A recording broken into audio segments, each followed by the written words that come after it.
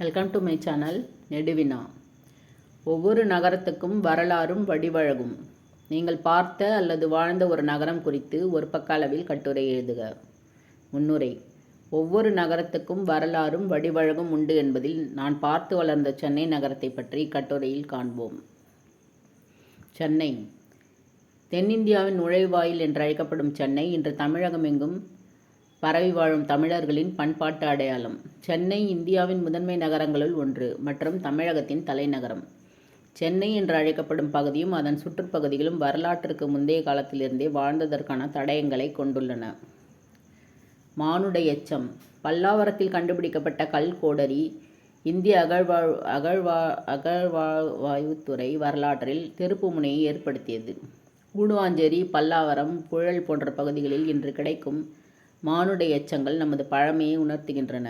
இன்று சென்னையின் ஒரு பகுதியாக விளங்கும் மயிலாப்பூர் 2ஆம் நூற்றாண்டில் தாலமி என்பவரால் மல்லியர்பா என்னும் துறைமுகமாக சுட்டப்பட்டுள்ளது. பாடல் பெற்ற தலம்.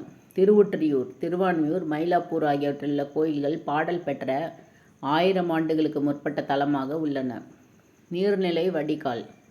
வட சென்னைக்கு கொற்றலையாறு, மத்திய சென்னைக்கு கூவம், தென் சென்னைக்கு அடையாறு, கீழே பாலாறு இவை 4ம் இணைக்கும் பக்கிங்காம் கால்வாய், காட்டன் கால்வாய் இருந்தன. 18 பெரிய ஓடைகள், 540க்கும் மேற்பட்ட சிறிய ஓடைகள் என இயற்கையாய் வடிகால் பெற்றிருந்தது. ஆனால் அவை எங்கு போயின என்று தெரியவில்லை. நகரம் உருவாக்கம். செயின்ட் ஜார்ஜ் கோட்டைக்கு உள்ளே உள்ள வீடுகள் இருந்த பகுதி வெள்ளை நகரம் என்றும் வெளியே இருந்த குடியிருப்பு கருப்பர் நகரம் என்றும் அழைக்கப்பட்டது. கிழக்கிந்திய நிறுவனம் பெரும்பாலும் வணிகத்தையே செய்தது. இதனால் நெசவாளர்கள் சென்னையை நோக்கி வந்தனர். அவர்கள் வாழ்ந்த பகுதிதான் வண்ணத்துக்காரன்பேட்டை என்பது வண்ணாரப்பேட்டை என்றும் சின்னதரிப்பேட்டை சிந்தாதரிப்பேட்டை என்றும் தோன்றியது.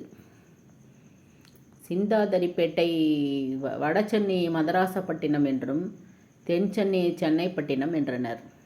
ஆங்கிலேயர் இரண்டையும் இணைத்து மதராஸ் என்று அழைத்தனர். அது இன்று சென்னையாக உள்ளது. ஆங்கிலேயரின் அதிகாரமயமான இந்நகரம் ஆங்கிலேயரை எதிர்க்க முதல் தளமாக அமைந்த நகரமாக விளங்கியது. கல்லூரிகள், பள்ளிகள். 1715 உருவான புனித மேரி தேவாலய தர்மப்பள்ளி, 1812 உருவான சென்னை கோட்டை கல்லூரி, 1837 உருவான கிறிஸ்துவ கல்லூரி, 1840 பிரசிடென்சி பள்ளி, மாநில கல்லூரி, 1857 சென்னை பல்கலைக்கழகம், 1914 உருவான ராணி மேரி கல்லூரி போன்ற கல்லூரி பழமை வாய்ந்து அறிவின் நகரமாக விளங்குகிறது. பண்பாட்டு அடையாளங்கள். சென்னையின் ஒவ்வொரு பகுதிக்கும் வரலாறு உண்டு. பண்பாட்டு அடையாளங்களை எண்ணிக்கையில் அடக்குவது கடினம். இந்திய சாரசனி கட்டடக்கலை இன்றும் சென்னையின் பழமையை பறைசாற்றுகின்றது. அந்த வகையில் உருவாக்கப்பட்ட கட்டடங்களாக தமிழ்நாடு ஆவண காப்பகம், எழும்பூர் அருங்காட்சியகம், கோட்டை அருங்காட்சியகம், கன்னிமர நூலகம் போன்றவை விளங்குகின்றன. நம் சென்னை. இன்றைய சென்னை. இன்று சென்னை வெறும் நகரம் மட்டுமல்ல, அது நம்பிக்கை மையம். சென்னையை மையமிட்டு தொழிற்சாலைகளும் நிறுவனங்களும் ஏற்படுத்தி நேரடி மறைமுக வாய்ப்புகள் உருவாகின்றன. கணினி, மென்பொருள், வன்பொருள், வாகன உற்பத்தியில் இன்று சென்னை முதலிடம் வகிக்கிறது. இந்திய அளவில் மென்பொருள் ஏற்றுமதியில் முதலிடம் வகிக்கிறது. மின்னணு பொருள்கள் உருவாக்கும் மையமாகவும் திகழ்கிறது. முடிவுரை.